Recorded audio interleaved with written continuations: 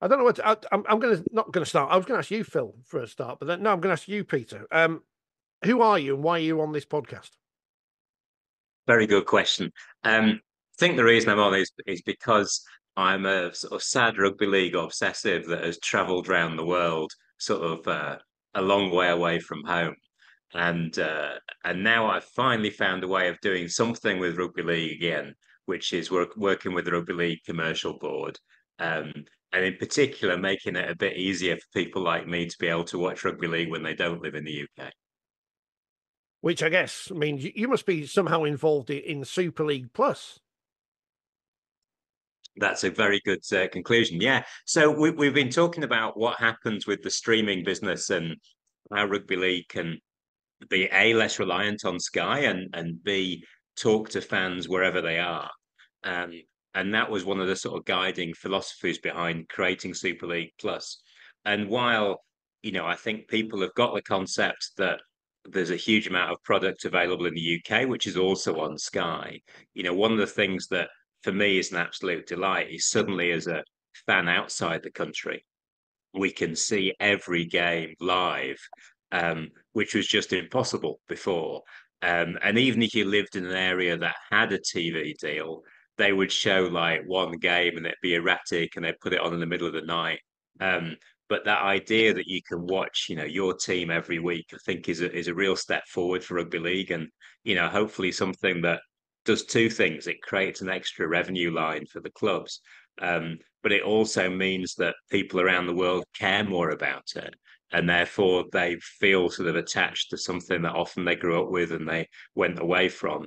And I think it's really important that you make it available and let people make that choice. If we take it back one step, because we can come to the detail of what we're getting now and the opportunities that that gives the sport as a whole on a global basis. Looking back at your sort of career in broadcasting, you've been on both sides of the fence. You've been commissioning products, designing rights details for sports, and worked for sports trying to get rights deals. So how do you think rugby league is perceived at the moment, and how did you go about negotiating with Sky, knowing that in terms of monetary value, it was probably going to go down? I think first of all, the negotiations with Sky were really handled by Rodri at the league and by IMG. So, I don't want to take credit for that. Um, but I think one of the things that is really clear about the Sky relationship is that you look after renewal, and the numbers going down. So one of the key challenges for rugby league is to say, okay, how can we reverse that trend? And to do that, I think you need two things. One is data that rugby league is actually a bigger sport than Sky think it is. Um, and secondly, you need to be talking to other people as a way of monetizing the game and getting the pictures out there. And the two are interrelated, right? Because the more you stream content, the more information you have about your audience.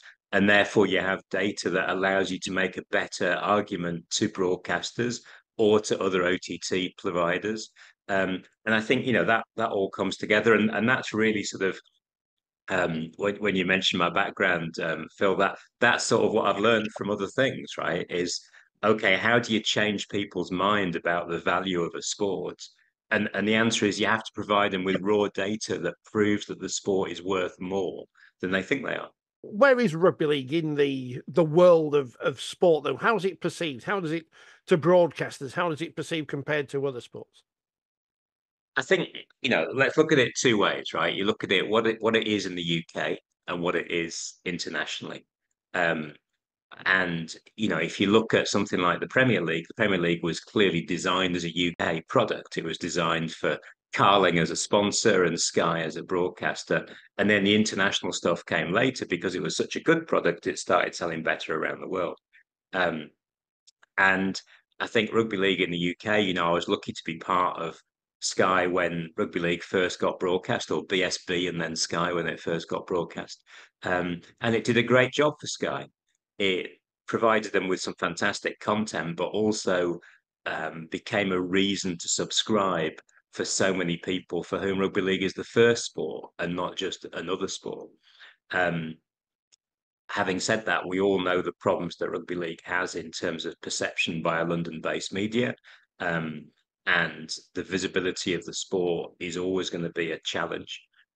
So really important to, again, provide data points that says the sport is valuable, as opposed to just go and say, I love it, why aren't you showing it? And I think, that's the primary problem in the UK. Around the world, really difficult to persuade broadcasters to show the game. And particularly in a world where pay TV is shrinking in many markets, that means budgets are shrinking, and particularly budgets for secondary product. So important again, but for slightly different reasons, to find a way to get the sport available, and trying to find an argument that says, look, this works. There is an audience in your territory. You should be considering what you can do with this as a sport. I mean, this is the $64,000 question for everyone, but where do we see sport being broadcast in the future? Is the future just linear TV? Is it just streaming? Is it a mixture of both? Is it new platforms that we don't even know exist yet? If I really knew the answer to that, I'd be off and putting my money down somewhere. But I think the reality is definitely a mix. And one of the beauties of linear TV is it hits audiences that are traditional. It's easy. I love the fact that we've got games coming on free-to-air TV in the UK again for another season. And that's really important for the league. But if you look at the way that people consume content now, linear TV often doesn't solve those needs, because if you're watching content, you're often watching with a second or third screen as well. You're looking at other scores, you're chatting to friends, you're part of a group experience.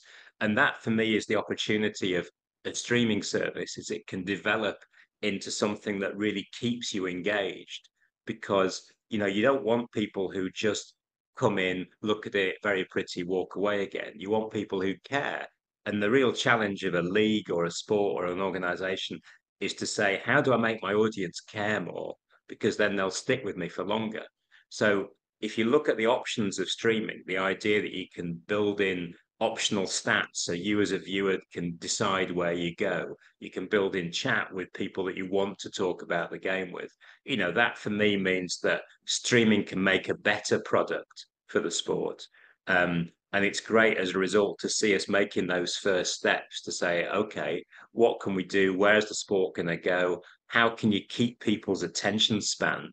And that to me is sort of looking to the future. And, I'm delighted that Rugby League Commercial and IMG have sort of managed to make those first steps where you think, okay, consumption of the sport is changing. How can we get ahead of the game? There's the deal as well, which was announced a few weeks ago, about the access to clips for clubs, for players, for media on social media to get those clips out quicker. How important is that? Because I mean, well, I can say from the perspective of working briefly at a club and not having access to those videos, I'll be going through YouTube and cutting up bits of other people's footage, which obviously is not ideal at all. But having that access for everyone in the sport to be able to do that must be a big boost going forward.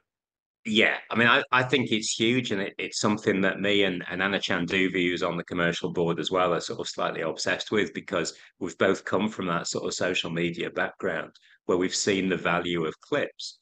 And if you look at what the BBC have done with the cricket, for example, that's been a really good example of, how do you bring people into the story, and showing them short form versions of the content, or showing them authentic content from the players and characters of the game, is clearly a really important way of making that funnel of fans bigger and getting people interested in the storylines, and then hopefully wanting more immersion as they go through.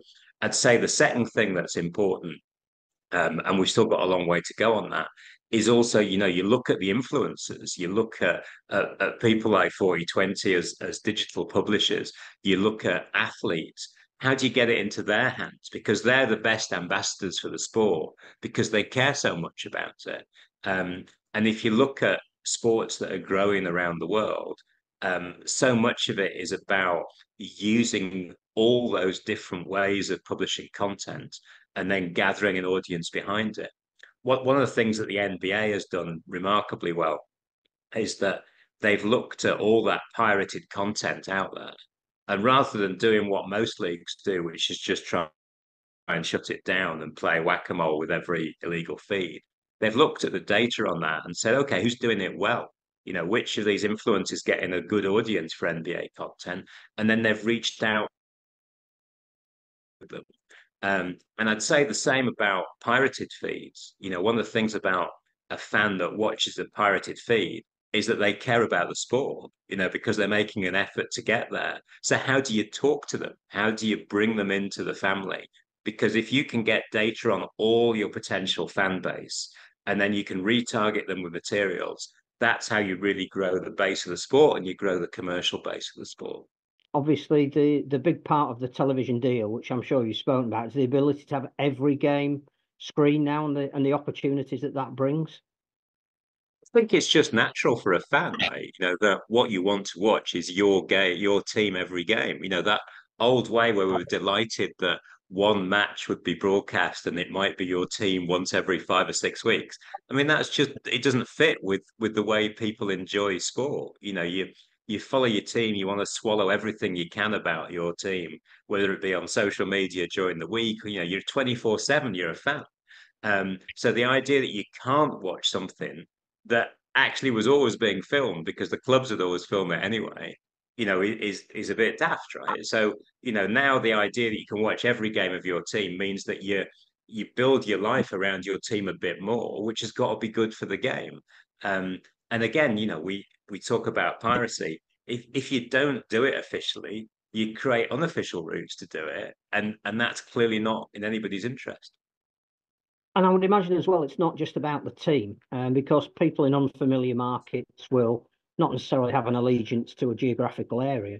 It's about this ability that we've spoken about a lot, but never really done anything about, but creating personalities and individuals that people, take a liking to and then want to follow whoever they're playing for. We see it over here with what, the NFL are doing.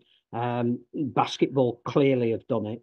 And does that help, do you reckon, in now we've got to have a strategy to sell the stars that play the game on the back of it? Absolutely. And you want people to watch a game for whatever reason that they come in. And one of the hooks that brings them in is that identification with a star.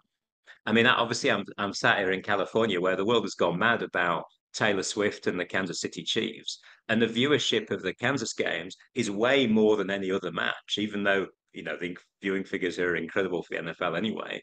And it's Swifties wanting to watch that 4 seconds of her celebrating when Kelsey scores yet another touchdown. And it's just proof that names and characters and individuals draw you in. And then you've got to have a product good enough to make them to want to stay.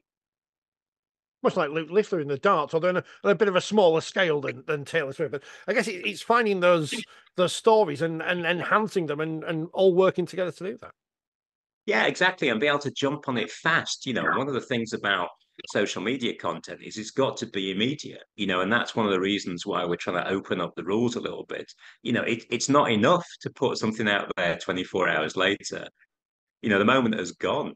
You have to be able to react fast, get authentic content out there, get people engaged and reacting to it. Speed is also part of this. And again, we've all sort of grown up with highlight shows that we know and love. But these days you've got every highlight, almost instantly. So waiting for a highlight show a couple of days later is not sort of normal behavior anymore. And while, again, it's a useful window for the sport, it's so important to get the story out there fast in a way that captures the moment and lives on the back of that moment. Littler and credit to Warrington Wolves for selling Wolfie down and getting Littler sort of to hug him on the way up. That was brilliant. That was responding to a story, getting something out there fast. And even though people were claiming him as a Man United fan or whatever, it was Warrington that took that first initiative, and credit to them.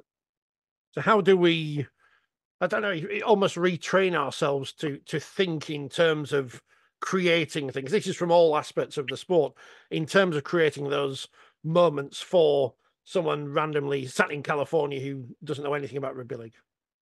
Yeah, I mean, I think, IMG, to be fair to them again, are doing the rounds of the clubs. They're trying to bring in best practices with the digital guys at the clubs who are often under-resourced. and try and give them assets. That's definitely part of the story, because one of the key things here is getting to the players. Our best ambassadors are the players. If you look at any sport around the world, more people want to follow the players than the team. You want an authentic story being told from someone who's been in the thick of it. And even if they don't say very much, it seems to be content that really works. And if we can help the players sort of build their social media profile, that's going to help the story of the sport. I know that sort of slightly gets under the heckles of people, because people are like, oh, they should be concentrating on playing and not posting all this stuff on social media. But they're our ambassadors. They're the people that people want to know about.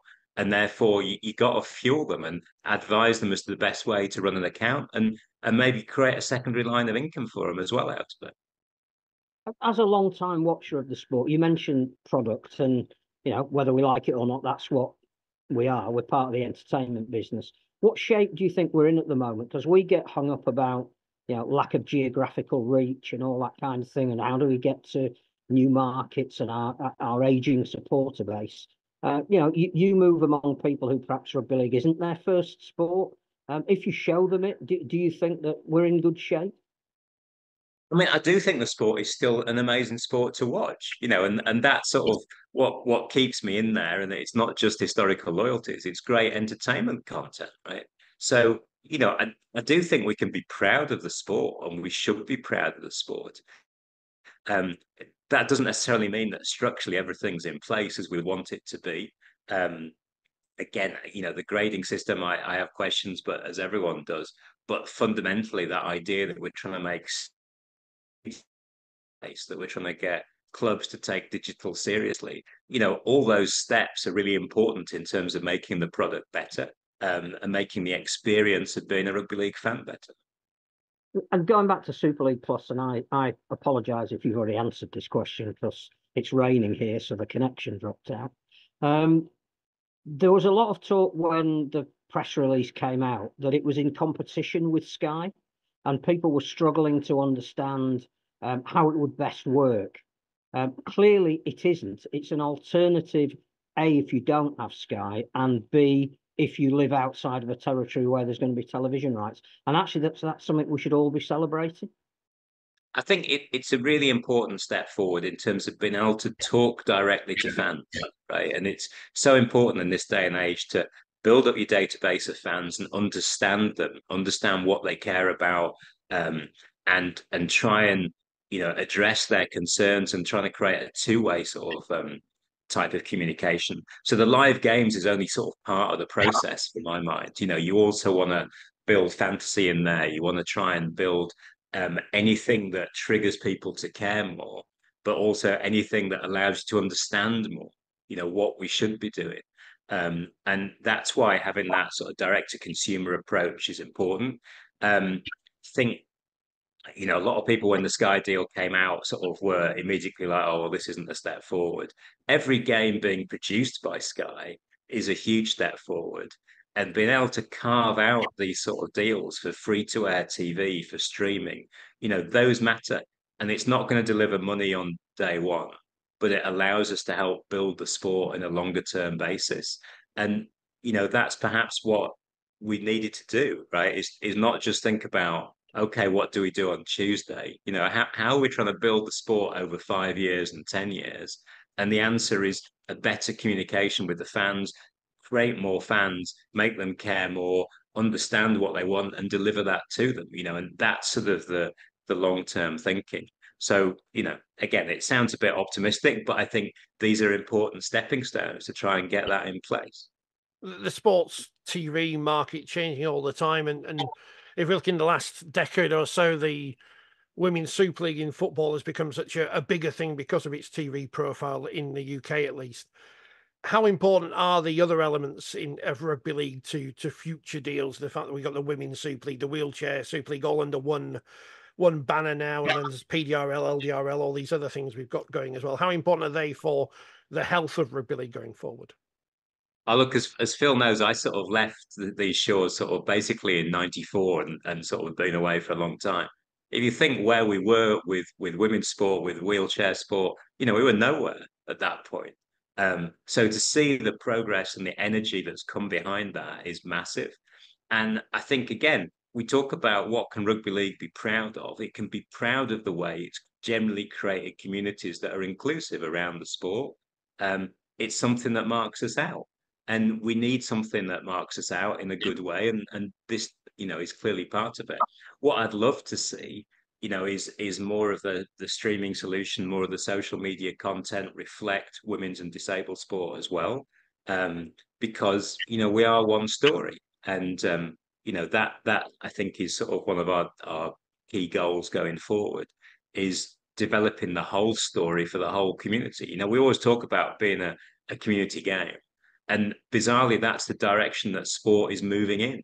In that, as it becomes less about one pay TV number, it becomes more about how do you monetize community and then reinvest that to grow the sport. And ironically, rugby league is in a great place for that, because we have more of that sense of community that I think most sports do. You're in America, so you're perfectly placed to answer this question, because it's one thing that keeps being brought up time and time again.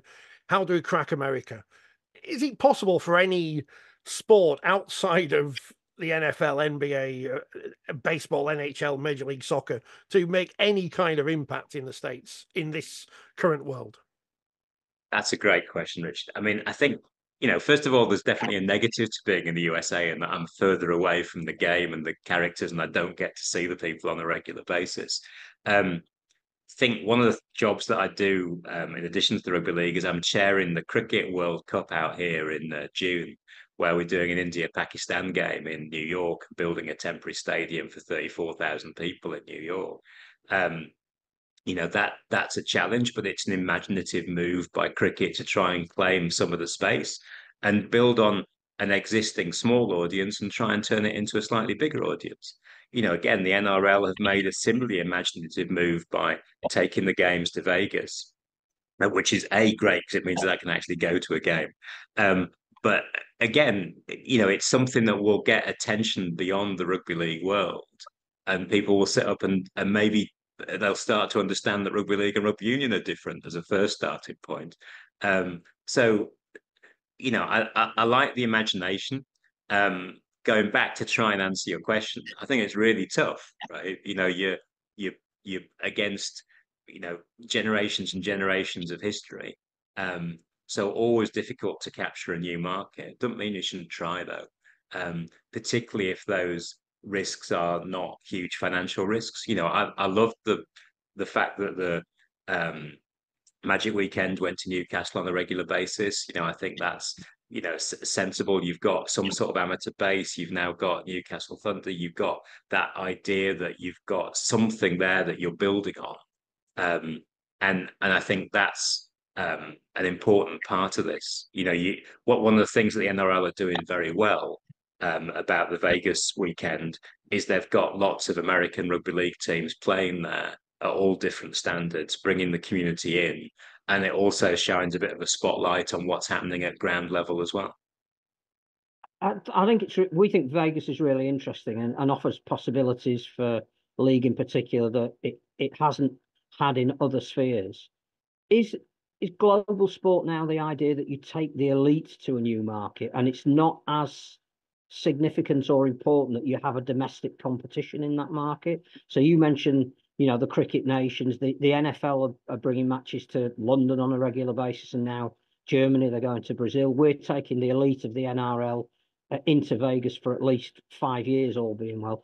Is it more about sporting entertainment, an occasion, than necessarily having a domestic competition to crack the market? I think occasions are always important, and again, I remember when we started with Rugby League on Sky, one of the things that we talked about then, was about that need for more peaks of emotion over the season and occasions, and that's one of the reasons that Magic Weekend came out, for example. But at the same time, I think it's important for the credibility of the sport that you don't go and do it in the middle of nowhere with no crowd, because it can come back and bite you. You look at an occasion that clearly is working, and the World Club Challenge with Penrith is clearly a brilliant story for the sport. You know, selling out weeks and weeks in advance. It's going to be a fantastic occasion. It's credible. You know, that for me is a brilliant way of telling the sport story that will actually hit a wider audience, even though it's based in the heartlands. Um, so I'm very wary of making the big gesture if there's not really something underneath it that will support it as a long-term development. I mean, Phil, you know that I spent my time on buses with teams going to Bridgend and to Maidstone and Kent Invicta, as they got called. That those things didn't really help us, right? Because if things come up and die and there's no legacy, it's a wasted effort. You know, you got to make sure there's a legacy as well. And I think that comes back to the point, it's got to be elite as well, because there's nothing wrong being on a bus to Nottingham, but you weren't seeing top level rugby league, which made it really hard to sell that Yeah. to an audience. If you look at sports like basketball, which I know you followed their development, which was a one country sport when it first really started, handball in Europe, can rugby league aspire to being that, do you think? I think it can aspire to growing. You know, again, I don't want to sort of set some sort of moonshot goal that we'll never get to. You know, I think it's important that we look at key areas and invest in those areas and make them successful, and then we move on to the next. So I love what's happening with the European Rugby League world. You know, you can clearly see markets that are developing. And players that can come out of those markets. So that gives you some hope as to where we should be going. I think the strength of the sport in France is something that we should all be looking at, where we've got some good stories there now, and the fact that finally we're getting TV coverage in France. And again, IMG get a lot of flack. Credit to them for getting a French TV deal done. I think that's something that we can also build on as well. Yeah, IMG have now almost taken over from Sky as the bogeyman of rugby league. And it was Sky I was going to ask you about, just for my final one, because I know Phil will have something else. But being there in the early days of Sky Sports and BSB, did you ever imagine it becoming the all-powerful juggernaut it is today? We definitely didn't feel like that in the early days, particularly when we were at BSB, and Eddie and Steve-O and Neville Smith were there from BSB, and I had a conversation with Neville in the canteen where suddenly we discovered there was another rugby league fan in the building, and that sort of changed a lot of things, because it meant that suddenly I got sucked into what he was planning, and it was a brilliant time. And then we all got fired when BSB closed down, and thankfully we all got picked up again by Sky, at least the rugby league group of us did. But it certainly felt pretty hand to mouth, and we worked out of a sort of container terminal type building in Osterley, which was definitely not glamorous and definitely a massive world away from what Sky are now. And it felt like a gamble, but something worth trying. I've always said that my biggest career gamble was moving from working from Look North in Leeds and going down and working for this new organisation called BSB, showing live rugby league to an audience that was mainly my dad. And that was a gamble. But credit to Sky, they stuck at it, they worked it. How good they've been for the game in terms of, you think about where we were 30 odd years ago in terms of TV coverage and where we are now. But that doesn't mean that we're wedded with Sky forever, right? It's an important partner, but we have to do whatever's right for the league as it grows. And if we can work with them, then brilliant. But we also have to be in charge of our own fate a little bit. I think you gave us a little exclusive there on a French TV deal. I'm not sure that's been announced yet, so thank you for that. Free to air over here, there's talk again of the sport moving from Channel 4 to the BBC. How important to have a national broadcaster having that level of coverage? You mentioned magazine programmes. You'd obviously, I think, need to look at maybe the Super League show and how that would act as a bridge. But you've got a narrative there, haven't you, from World Club Challenge through some championship games, through into some Challenge Cup ties and into the international matches at the end of the season. That's how you build an audience, isn't it? I mean, it's certainly an important part of it, and the fact that Rodri and the team at the Rugby League have built that free-to-air window, great experiment with Channel 4, and, just created a different group of people promoting the sport as well. I think, that's important. Getting clips out there on on websites, making it ally to the whole offering of a broadcaster, not just the live game. I think those are really important steps.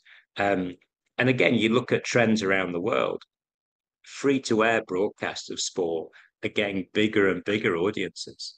Even in a world where entertainment channel and linear TV is struggling, the sport element is dominant. You know, NFL here in the US is basically, with one exception, all on free-to-air TV. And you had 90 of the top 100 programs in America last year were NFL. You know, so free-to-air still has an incredible power behind it. And we always need to think about, how do you bring that funnel of new audience in, you know, and having it widely available, not behind a pay window, is an important part of that. You know, having the geographic reach is an important part of that. So delighted that that's still part of the story, and long may it continue. And last time you were over here, you gave a speech about how the broadcasting landscape was going to change. And clearly, you know, just to end with Super League Plus, as we sort of began with it, is this Rugby League's first step into whatever that changing landscape may be? You mentioned, you know, we shouldn't wean ourselves solely to a broadcaster, however good they've been for us over 30 years. Does this make us self-sufficient if we need to be? I think it's a long jump to be self-sufficient. You know, the economy of what Sky offer compared to what we can raise ourselves is a huge difference. But it's really important to think about, how do people want to consume content? And Sky may well solve those problems. You know, they're building their own OTT solutions as well. But the optionality of OTT, the idea that you can go into a game, choose your own graphics, you can be in a chat group with your friends, you can build the betting stats in and have them on the screen or off the screen. You make that decision. You know, those technical abilities are a really important way of telling the game's story better. And I think you have to try stuff. You have to test and learn. You look at what data works and what data doesn't work. And this is a chance to learn. And it may not be the solution, right? You know, it might not be the economic magic wand, but at least it will tell us more about our audience and what they want to receive. Excellent. That's brilliant. Peter, thank you very much for your time. Much appreciated. Is it sunny in California? That's the main thing, obviously. I mean, to be fair, it is 7:30 in the morning, so it's not very sunny. But by and large, I have to say the weather is slightly better than Leeds. Yeah.